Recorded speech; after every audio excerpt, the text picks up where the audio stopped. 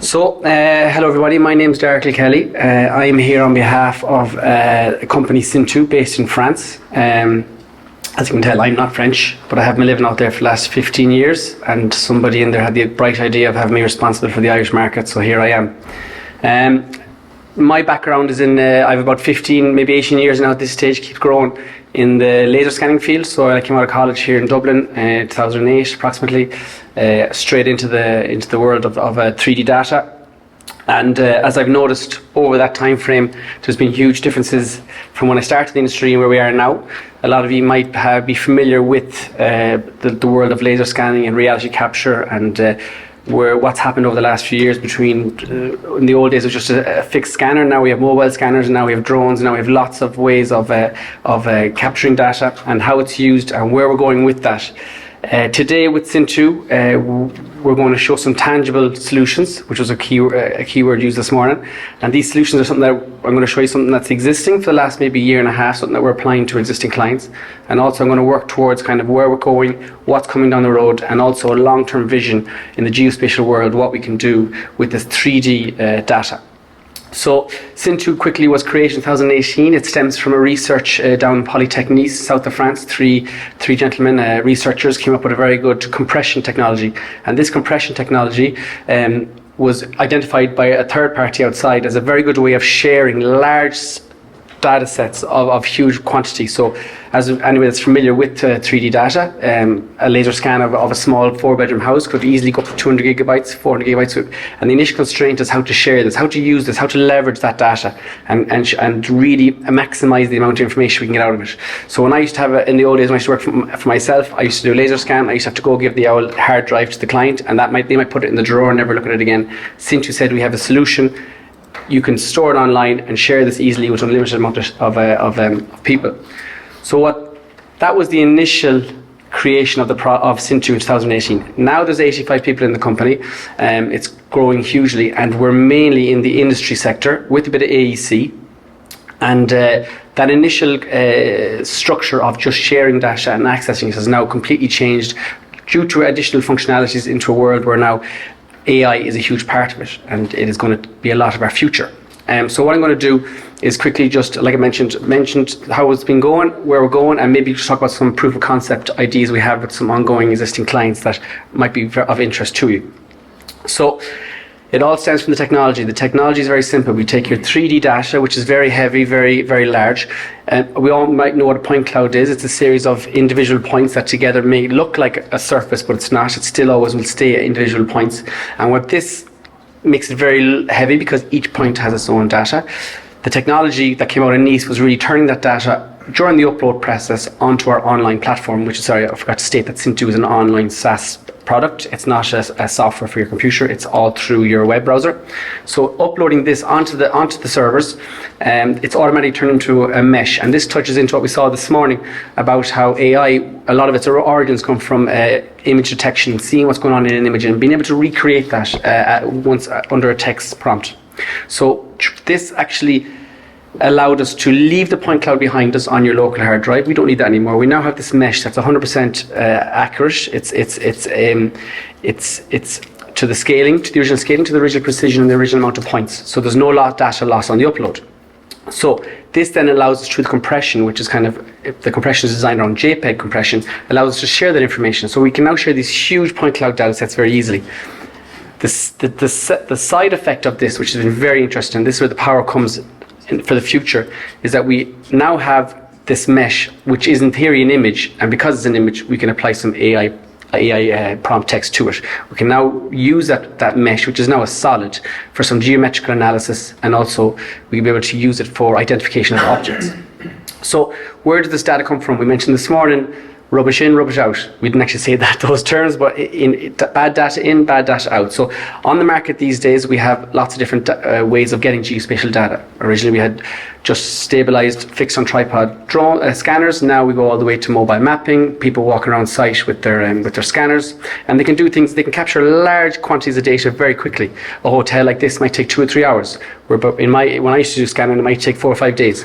So that kind of amount data capture, when it's been leveraged online amongst an unlimited amount of people, it means that a lot of decision can be made at a distance. And that decision making can be prompted and aided by AI. Another thing about this is that we also mentioned that because we're getting data from these equipment that we know the limitations of, we also don't have the same problem as other areas like quantity surveying might have with AI, whereby we're not too sure about how good that data is. We know straight away how good that data is, and we know what we can apply it to.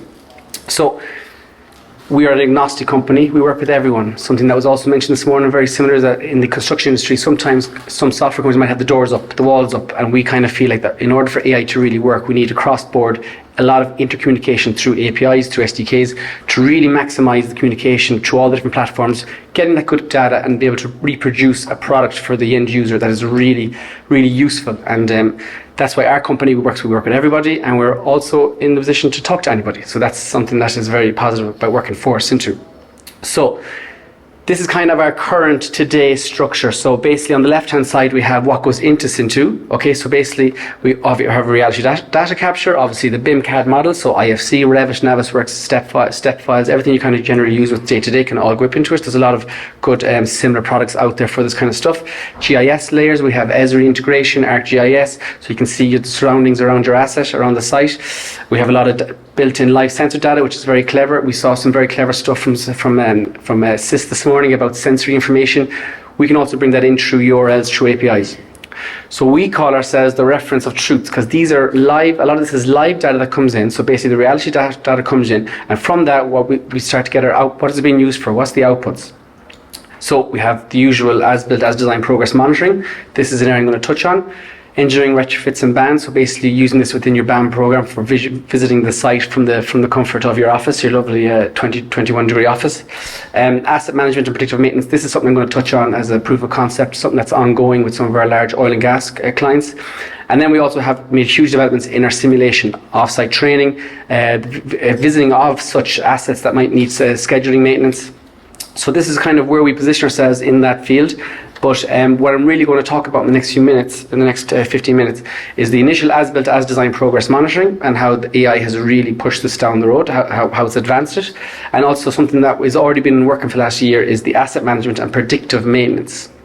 So here's a quick example of something that we've been doing with Total Energies in France on a lot of their offshore sites.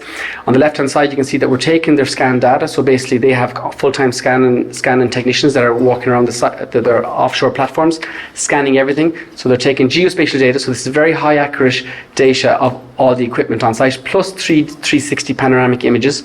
And this allows us two data sets to pull information from. We have the geospatial, so the structural form of an object. This could be a filter, a valve, a pump, electrical box, whatever you might be, even pipes now, segmentation of pipes. So we have the scan data, we call this the truth, source of truth, and then what we can do then is we use our machine learning engine that's in Nice. We upload what they're actually looking for, so it could be simply a valve.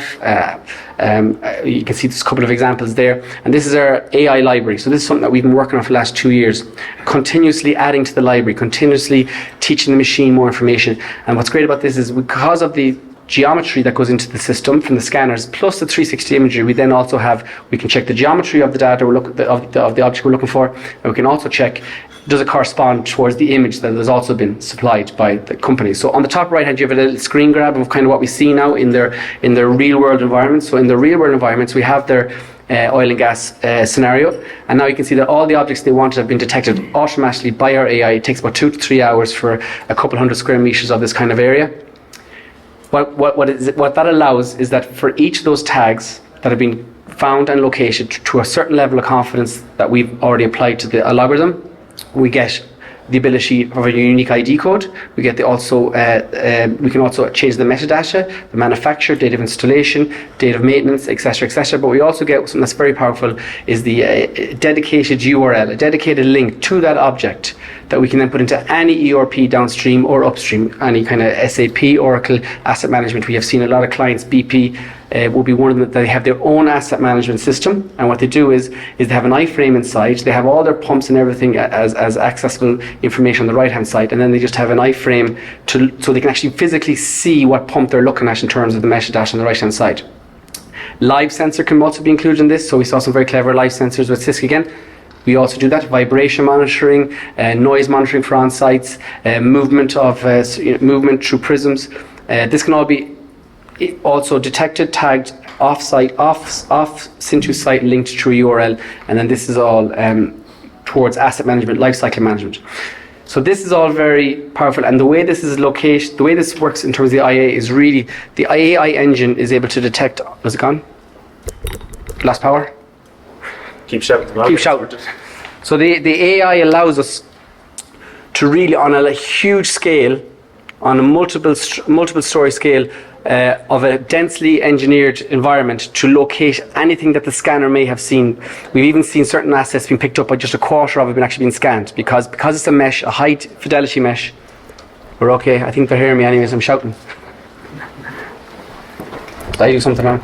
No, it's not. Batteries outside. I'll keep going anyways.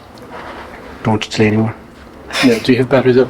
Yeah, I'm good. So, what's really interesting about this is that this allows our clientele to really link every single one of their things, but also because our platform can be shared and it's an online-based platform, each of these assets is shared throughout the world. So if the designer of the asset or the servicing company required to do it is the other side of the world, they can see it, they know how to get there, they can navigate through the site to it. And it's all because of the ability from the AI point of view to detect it. This is then used downstream or upstream based on the company and what we're kind of seeing at the moment. A nice POC that's working with this at the moment is that we actually have, they're scanning their environment and they're putting in their own algorithm to detect rust. So from this colored scan, they're actually detecting rust. For insurance purposes, safety purposes, they need to quantify the amount of rust on every platform every year.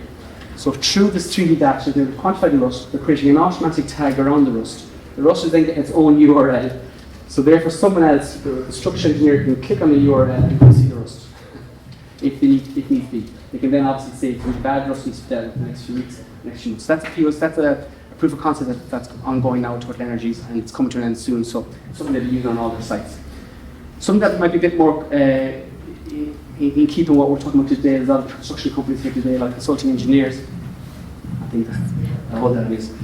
Something that might be more in keeping with what we're talking about today is more the AEC market, and where this kind of technology is being used more in the AEC. And something that we mentioned also is progress monitoring. So a lot of companies have their own progress monitoring solutions, they sometimes built in-house, sometimes from the outside. So what we are using is we're applying this same technology, this same ability to detect features and objects and be able to create through APIs a prompt from your own software package, a prompt to go and look at walls, whatever it might be, walls, floors, roofs, ceilings, whatever it might be that might have been recently installed.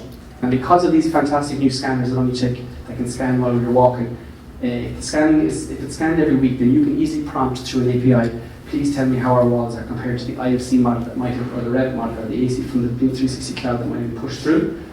All walls I want to report now, please, in terms of accuracy. Our automatic automation of progress reports, which is a PDF download, will do quickly within an hour. We'll do a quick comparison without you needing to actually physically go through and select objects. It will go through the site or the works when you've created. You compare that through the walls, which is the classification from the Revit and the IFC model. It will then automatically give you a progress report because everything is above the confidence level that you've decided, whether it's 5 mm, 5 centimeters, whatever it might be. The areas of interest, the red areas, the areas that have not exactly met the criteria, would then be in the progress report you need to go and look at. And again, we would create a little URL to that area that you can click and share the URL to the builder that put it in the wrong place, if you say why that in the wrong place. So this is kind of a very, very quick response to post-installation within the AEC market, a very quick prompted check that can be quickly shared if there is an issue through mobile apps, through Gmail, to any kind of way of sharing a URL to the person that this might interest. All of it is automated, which is why AI for us now is really where we see this whole product going. Rather than just being a way of storing and sharing 3D information, we are now doing very AI nice service on top of that. Where are we going next?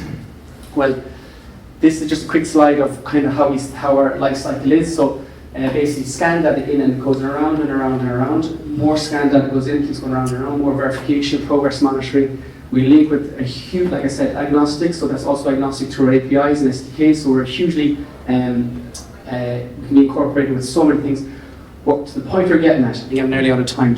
Where we're getting at now soon, and this is what's coming on the road, which is very exciting towards AEC. I take a picture of a fire alarm, break glass fire alarm, and I ask Sim2 to go check that they've all been installed, or how many does it find in the work zone area. I take a picture of a fire exit above the door from 3 different sides. I send it to Sim2. They make sure that they have a high level of confidence that we can go find that, because it'll use the 360 images and back it up with the geometry. It'll ask you to prompt, are you sure this is what you're looking for? We found a few of these. You go yes, and then it'll scan the whole hotel within an hour. If it has been scanned, obviously, by a decent scanning machine, you will then find them all and say, we have found 242. And these are all the locations, these are the coordinates, X, Y, Z, and here's the URL, let's go visit each one. So this allows post installation quality control. It gives comfort to the client, it gives comfort to the end user, and it gives comfort to the construction company. Well, it kind of gives them, and they know that they're being watched in lots of ways. So this is something that we see hugely implemented around Europe and around America. Obviously, we also have the ability to go actually physically. If you still want to visit it, like you're there, but you want to stay at home, you can do all of that functionality through our Unreal and Unity apps.